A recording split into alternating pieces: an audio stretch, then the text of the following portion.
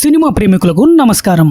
Horror thriller అని చెప్పి trailer తో మంచి ఇంట్రెస్ట్ క్రియేట్ చేసిన సినిమా అగద. ఈ సినిమా రన్ టైం సుమారు 2 hours 17 minutes ఉంటుంది. ఇక ఈ సినిమాని సెన్సార్ బోర్డు ఏ సర్టిఫికేట్ ఇచ్చింది? వీడియోలోకి వెళ్ళబోయే ముందు మీరు ఇంకా నా ఛానల్ ని సబ్స్క్రైబ్ చేయకుండా చూస్తున్నట్లయితే దయచేసి వెంటనే సబ్స్క్రైబ్ చేసేయండి. పక్కనే ఉన్న బెల్ ఐకాన్ ని యాక్టివేట్ చేసుకోండి.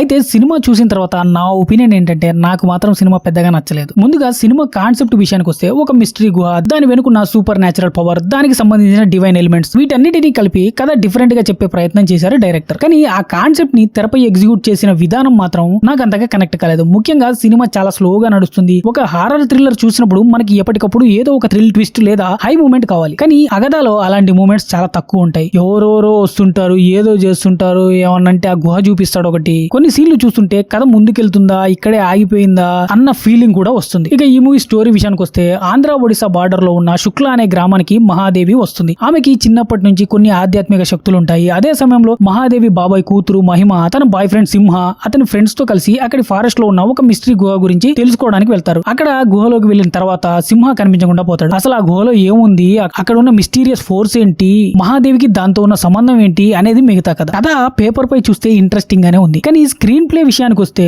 కథని పాతాళానికి తొక్కేశారు. ఇక ఈ మూవీ ప్లస్ పాయింట్స్ ఏంటంటే సినిమాలో నాకు కొంతవరకు నచ్చిన విషయాలు కొన్ని ఉన్నాయి. కామాక్షి భాస్కర్ల తన పాత్రలో బాగా చేసింది. కొన్ని సీన్ లో ఆమె పర్ఫార్మెన్స్ ఇంప్రెస్ చేస్తుంది. అలాగే సినిమాటోగ్రఫీ బాగుంది. బీజియం కూడా కొన్ని చోట్ల పర్లేదు అనిపించింది. ప్రొడక్షన్ వాల్యూస్ కూడా రిచ్ గా ఉన్నాయి. ఇక మైనస్ పాయింట్స్, సినిమాకి పెద్ద మైనస్ ఏంటంటే స్క్రీన్ ప్లే. హారర్ థ్రిల్లర్ తో ఉండాల్సిన టెన్షన్, థ్రిల్, హై మూమెంట్స్ పెద్దగా కనిపించవు. కథ చిన్నదే అయినా దాన్ని చాలా సాగదీసినట్లు అనిపిస్తుంది. అంతేకాదు కొన్ని ట్విస్ట్లు ముందే ఊహించేలా ఉంటాయి. దీంతో తర్వాత ఏం జరుగుతుందనే క్యూరియాసిటీ కూడా ఎక్కువ ఉండదు. ఇంకా కొన్ని సీన్లు ఒకదానితో ఒకటి సరిగ్గా కనెక్ట్ అవుతున్నట్లు అనిపించవు. సినిమా మొదలైనప్పటి నుంచి ఏదో పెద్ద విషయం జరగబోతుంది అనిపిస్తుంది. కానీ చివరికి అది ఏమీ ఉండదు. అందుకే సినిమా పూర్తి అయ్యేసరికి ఇంకా బాగా చేయొచ్చు కదా అనే ఫీలింగ్ వస్తుంది. ఇక ఫ్యామిలీతో చూడొచ్చు అంటే ఈ మూవీకి ఏ సర్టిఫికేట్ ఇచ్చారు? హారర్ కంటెంట్ తో పాటు కొన్ని ఇంటెన్స్ సీన్స్ ఉంటాయి. కాబట్టి ఫ్యామిలీ ఆడియన్స్ కంటే హారర్ జోనర్ ఇష్టపడే వాళ్ళు మాత్రం ఒకసారి అలా ట్రై చేయండి. ఇక ఈ మూవీ పై ఫైనల్ వర్డిక్ట్ ఏంటంటే అగదా కాన్సెప్ట్ పరంగా డిఫరెంట్ గా అనిపించిన ఆ కాన్సెప్ట్ ని ఎగ్జిక్యూట్ చేసిన విధానం మాత్రం చెత్తగా ఉంది. కథలో మంచి పొటెన్షియల్ ఉంది. కామాక్షి పర్ఫార్మెన్స్, విజువల్స్, బీజియం బాగున్నాయి. కానీ slow narration, lag, high moments లేకపోవడంతో ప్రెడిక్టబుల్ ట్విస్ట్లు సినిమాకి పెద్ద మైనస్ గా మారాయి. అందుకే నా పర్సనల్ ఒపీనియన్ ఏంటంటే